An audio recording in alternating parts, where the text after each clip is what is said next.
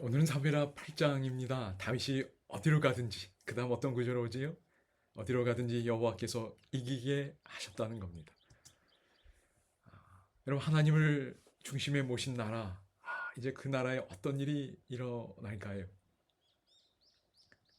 예수님의 마음을 품은 다윗이 왕이 됐습니다.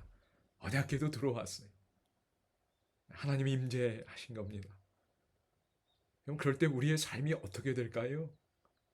그럼 다르지 않을까요? 이 당시 다윗이 다스렸던 나라를 통해서 오늘 우리의 삶에 일어날 수 있는 일들 하나님이 보여주시는 것 아닐까 생각해 봅니다.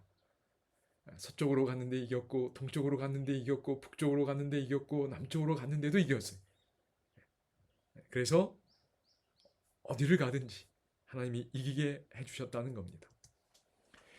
크게 두 부분으로 보입니다. 1절에서 14절, 사방을 정복하는 이야기입니다. 어디로 가든지 이기게 해주신 겁니다. 그런데 전쟁에서 승리하는 게 전부가 아니지요. 일상의 삶을 행복하게 잘 살아야 되지 않나요? 그래서 다윗의 통치 이야기가 나오는 겁니다. 통치를 도와준 사람들도 언급이 되어 있지. 여러분, 생명을 얻는 것도 중요하지만 그 생명을 유지하는 게 더 중요한 건 아닌가요? 같이 중요하지요. 같은 중요성입니다. 관계를 시작하는 것도 중요하지만 그 관계를 유지하는 것도 중요한 거예요. 다윗의 나라야 일상에 정의와 공의가 기본이 되고 흘러가는 겁니다. 이 두 장면입니다. 그래서 오늘의 말씀은 앞부분에서 두 구절, 또 뒷부분에서 한 구절입니다. 일부분만 가져왔습니다. 다윗이 어디로 가든지 여호와께서 이기게 하시니라. 근데 저 다윗은 어떤 다윗인가요? 네, 예수의 마음을 품은 다윗입니다. 14절 다윗이 어디로 가든지 여호와께서 이기게 하셨더라. 15절 이제 일상의 삶입니다. 다윗이 온 이스라엘을 다스려 다윗이 모든 백성에게 정의와 공의를 행할세. 이야기 잠깐 좀 살펴봅니다. 그럼 첫 번째 사방으로 확장되는 왕국의 이야기가 나옵니다. 서쪽에 특별히 이런 블레셋입니다. 이스라엘의 서쪽에 블레셋인데요. 여기 보면 다윗이 블레셋 사람들을 쳐서 1절입니다. 항복을 받고 블레셋 사람들의 손에서 메덱 암마를 빼앗으니라 그랬어요.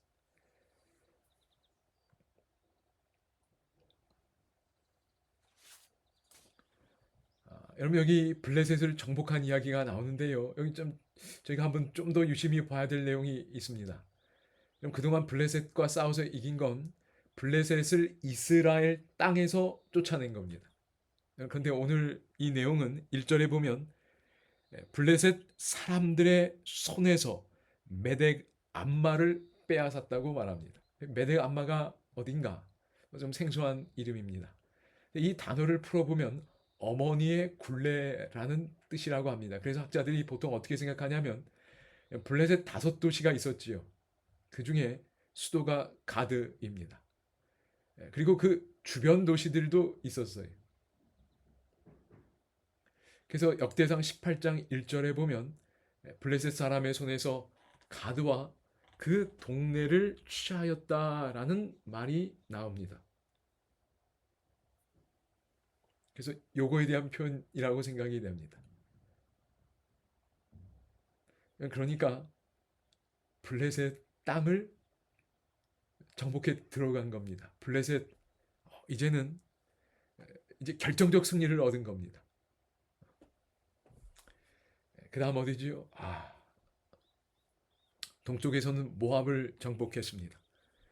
그런데 이전에 모압 정복에 대한 이야기가 나오면서 모압을 쳐서 그들로 땅에 엎드리게 하고 줄로 재어 그 두 줄 길이의 사람은 죽이고 한 줄 길이의 사람은 살렸다는 내용이 나옵니다. 이게 무슨 뜻일까요? 아마도 이 표현은 당시의 사람들에게는 익숙한 표현이었으리라 생각이 됩니다. 두 줄 길이의 사람은 싸울 수 있는 장정들을 말하는 것 같고요. 한 줄은 한 줄 길이의 사람은 뭐 여인 혹은 아이들을 가리키는 게 아닐까 생각해 봅니다. 다윗이 왜 이렇게 가혹하게 했을까? 뭐 성경은 직접 그 이유를 말하지는 않습니다. 그런데 유다 전승에 따르면 모압 왕이 다윗의 부모를 죽였다라는 어떤 내용이 있습니다. 그래서 거기에 다닐 때 말이 거기에 비춰보면 이 표현도 좀 이해할 수 있을 것 같습니다. 다윗이 사울을 피해 도망 다닐 때 부모를 모압에 피신시킨 적이 있었는데 아마 그 이후로 그런 안 좋은 일이 있었던 것 같습니다.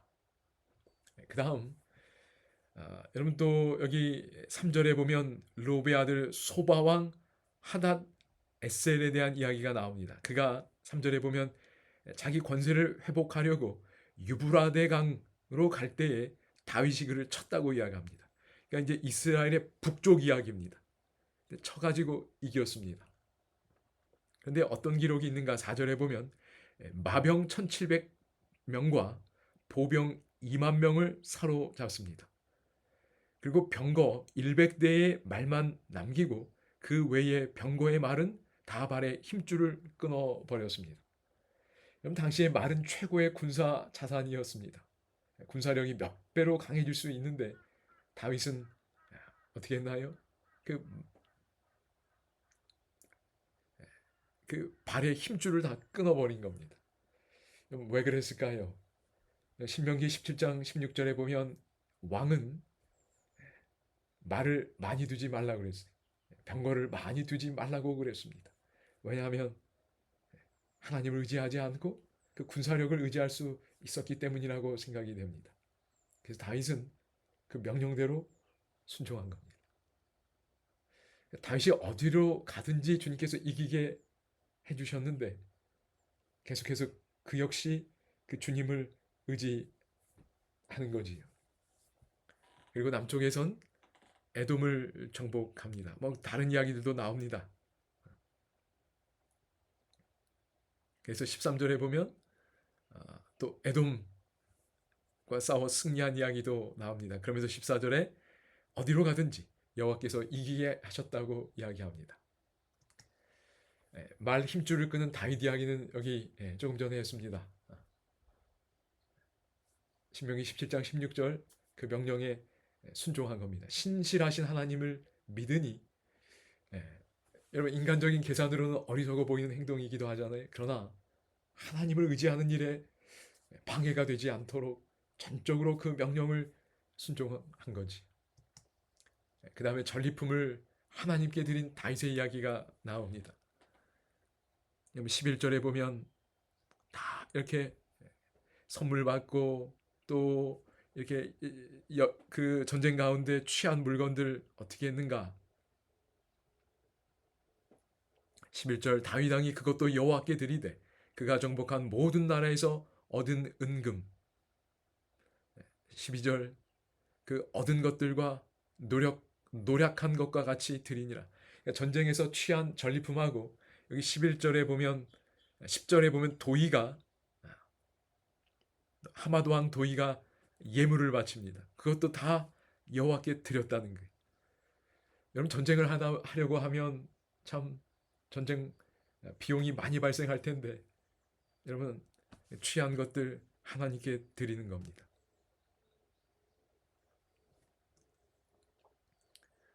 그러니 승리가 계속 이루어질 수 있는 겁니다. 순환이 이루어지는 거지. 그다음에 마지막 부분은 일상의 삶에 하나님의 정의와 공의가 이루어지는 겁니다. 왜 다윗이 예수의 마음을 품어야 됐는가? 네, 이런 통치자가 되기 위함이었습니다. 여러분 앞부분에서 다윗이 예수의 마음을 품었다는 내용을 강조해서 말씀드렸습니다. 그러니까 그 마음을 품고 있는 한 다윗이 어떤 삶을 살게 되는지 저희가 계속 보는 겁니다. 하나님께 신실한 삶을 살게 됩니다. 네. 말에 힘줄을 끊을 수 있는 거예요. 명령에 따라서. 또 승리를 하나님께 돌려드립니다. 여전히 승리하는 왕이지만 그는 무릎 꿇을 수 있는 왕이었어요. 그게 예수의 마음이 들어오면 할 수 있는 겁니다.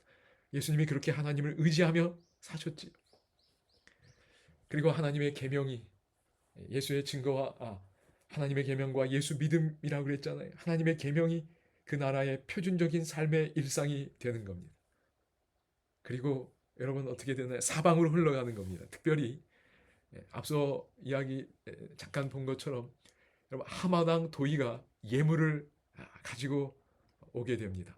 아들을 보냈습니다. 그러니까 어쨌든 그 메시지가 오는 거지. 영향력이 확장되는 겁니다. 사방으로 흘러가게 되는 겁니다. 여러분 계시록 14장 12절 하나님의 계명과 예수 믿음을 지키는 자들은 최고의 전도지입니다.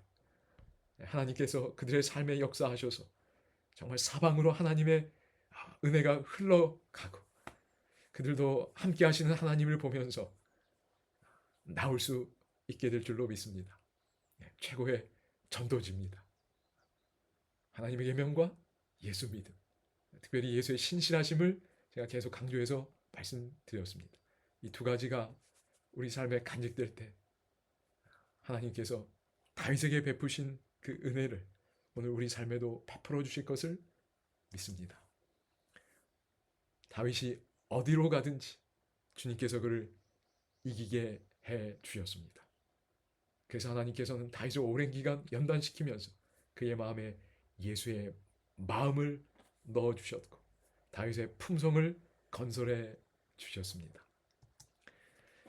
하늘아버지, 오늘도 사무엘하 8장의 말씀으로 찾아와 주셔서 감사합니다. 다윗이 어디로 가든지 이기게 하신 하나님, 오늘 우리에게도 먼저 예수의 마음 넣어 주시고 우리의 품성을 건설해 주셔서 오늘 우리의 삶을 통해서도 하나님의 명예와 영향력이 사방으로 확장되게 해주시고 우리 하나님께 영광 돌리는 삶이 되게 하옵소서. 예수님의 이름으로 기도드립니다. 아멘.